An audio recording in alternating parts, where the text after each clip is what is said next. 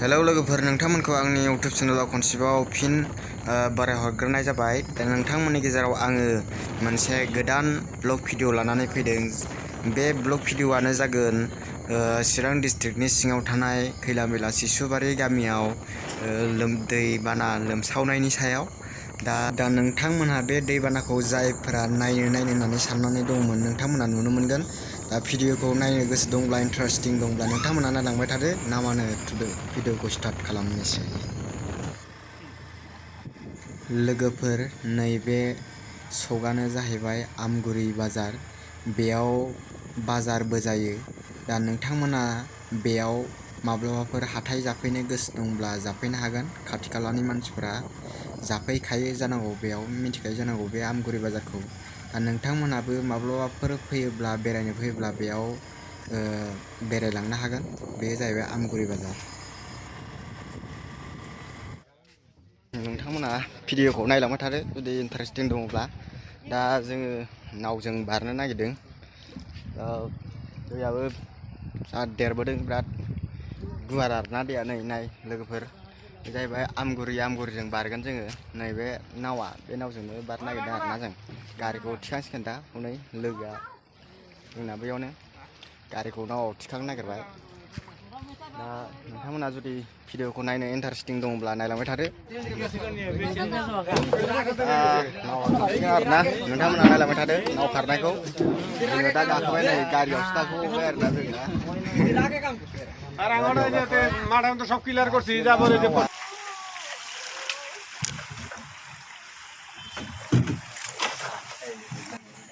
नावा दा दै गेजेरजों खारगासिनो दङ। दा नोंथांमोना नायलांबाय थादो। बारखांसिगोन, बारा गोबाव गैला। नोंथांमोननिसिम आंनि मोनसे खावलायनाय, भिडिअखौ नायनानै नोंथांमोना साबस्क्राइब, लाइक आरो शेयार खालामनानै हो। बेनो आंनि मोनसे नोंथांमोननिसिम खावलायनाय। दा जोङो थांगासिनो दं, दैखौ बारखांसिगोन।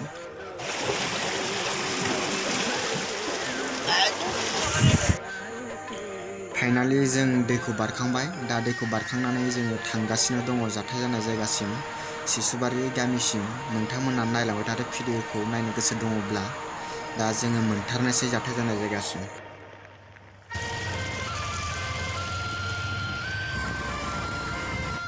फाइनालि जों सफैबाय नै लोगोफोर जाथाय जानाय जायगासिम। नैबे नुलाबायनाय थुंगुफोरानो जाहैबाय, बेयाव रिलिफ थाफैदों सिसुबारि गामिनिफ्राय। बेयाव गासैबो न'खरानो बेयाव रिलिफ थाफैनांगौनि गोनां जाबाय। मानो होननानै बुङोब्ला गामि गेजेरजोंनो दैया बोहैलांदों। दा गामि गेजेरजोंनो दैलामबारि जानानै थाबाय। नोंथांमोना दा नुनो मोनगोन। नोंथांमोननि गेजेराव आं देखायगासिनो दङ बै जायगाखौ, जाय जायगायाव दैबाना जादों। बे जायगाखौ आं नोंथांमोननि गेजेराव लाबोगोन, नोंथांमोननि गेजेराव देखायगोन। दा जोङो रिलिफ थानाय जायगासिम फैग्रोदों। रिलिफ थानाय जायगायाव जोङो नायफैग्रोदों। नोंथांमोना जुदि नायनो होननानै साननानै दङब्ला नायनानै लादो। दा नोंथांमोना बेयाव सोरबा मदद होफैनो गोसो दंब्ला होफैनो हागोन रिलिफ थाग्राफोरनो। दा भिडिअखौ नायलांबाय थादो। जोङो जाथाय जानाय जायगासिम एबा दैबाना, दै बोहैनाय जायगासिम जोङो थांगासिनो दङ। नोंथांमोना भिडिअखौ नायनो गोसो दंब्ला नायलांबाय थाबानो जाबाय। थुदो लोगोफोर, नायलांदो। हाफटेन दंबा बारनो मोनगौमोन। सिनसै नामा? हा? बारलांनो आंनाथ' हाफटेन दं।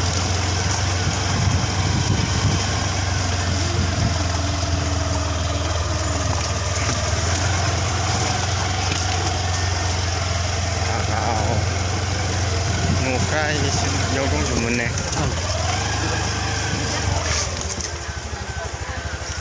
लामायाव टिफिन रोगादों।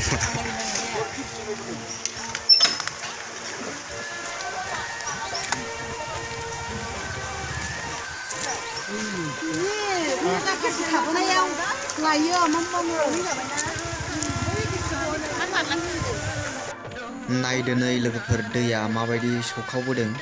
दा बे दै बोहैनाय जायगायाव गामि गोजासोमोन, नाथाय दा दैलामबारि जाबाय। बेयो दैनि नामानो जाहैबाय माख्रा दै। दा बे गामिखौ दिनै बुखारनानै लानानै थांबाय। नोंथांमोना नायनो गोसो दंब्ला नायदो। सेस उरायजोब्बाय आरो खुरखाजोब्बाय।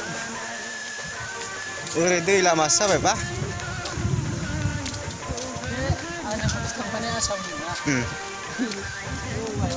अबेयाव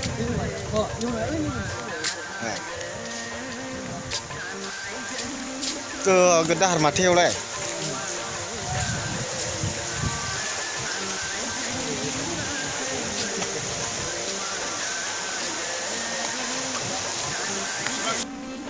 नायदो नै लोगोफोर दैया माबायदि लोमसावजोबो सेस न' बां बारि बागान बिफां लाइफां गासैखौबो दिनै दैया खुरखानानै लांजोब्बाय नोंथांमोना नायदो माबायदि खुरख्लंजोबखो दैया दा बे दैया हाजोनिफ्राय बोहैबोनाय जोबोद स्पिड जायो बेनि थाखायनो खुरख्ला लांजोब्बाय आरो नोंथांमोनाबो नायनानै लादो बेजों बारनांबा बुखारलांजोबगोन ने बेयाव बारनो हायो दंफां दं गम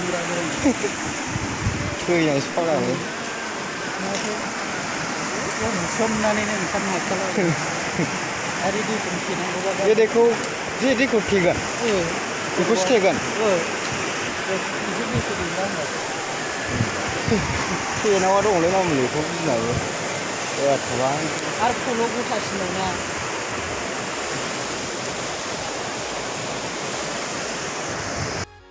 दा जोङो खर'थिं नायखांनानै आफांथिंबो नायबावनो नागिरदों दा नोंथांमोनाबो नायबावनो गोसो दङब्ला आफांथिं माबायदि खुरदों नायलांबाय थादो भिडिअखौ ना मा होनो लोगोफोर थ'दो जों दानिया आफांथिं नायदोनि नायलाय लोगोफोर माबायदि खुरख्लाजोबखो आफांथिंबो दा जोबोद गुवार खुरख्लंलांजोब्बाय आरो दैया नायदो नै माबायदि खुरख्लाजोबखो आफांथिंबो दैलामबारिसो जाबाय गामियानो माबायदि खुरख्लालांजोबखो नायदो लोगोफोर दा जोङो बेयाव नायनानै थांनोसै दा जों बारा गोबाव थाबाय थाला जोंहा मोनसे गुबुन जायगायाव खामानि दङ दा बेनि थाखायनो जों बेयाव बारा गोबाव थानो हानाय नंला जोङो फिन आरोबाव रिलिफ थानाय जायगासिम थांबावनोसै बेयाव रिलिफ थानाय जायगायाव थांनानै जोङो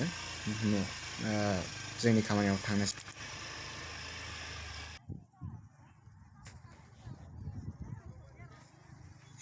रिलिफ थानाय जायगाखौ नोंथांमोना नायबावनो गोसो दंब्ला नायबावनानै लादो दा बे रिलिफ थानाय जायगासिम जोङो फिन फैफिननानै नोंथांमोननि गेजेराव देखायबावनो सानदों एसेबाव बेयाव गोबां मानसिफ्रानो दा ज' जागासिनो दङ दा बिथांमोना जोबोद खस्थ'यै बेयाव रिलिफ थागासिनो दङ मानो होननानै बुङोब्ला दैबानाया न' बांखौ बुखारनानै लांजोब्बाय बेनि थाखायनो बिथांमोना बेयाव जोबोद दुखु खस्थ'खौ सहायनानैबाबो रिलिफ थानांगौ जानानै फैदों दा नोंथांमोना भिडिअखौ मोजां मोनदोंब्ला लाइक खालाम शेयार खालाम आरो लोगोसे आंनि चेनेलखौ साबस्क्राइब खालामबानो जाबाय दा दिनैनि भिडिअखौ बेखिनियावनो दोनथ'नाय जाबाय गोजोन्थों लोगोफोर कमप्लिटलि भिडिअखौ जोबजासे नायनायनि थाखाय नोंथांमोननिसिम रोजा रोजा साबायखर जासिहरनाय जाबाय दा दिनैनि भिडिअआ बेखिनियानो लोगोफोर गोजोन्थों।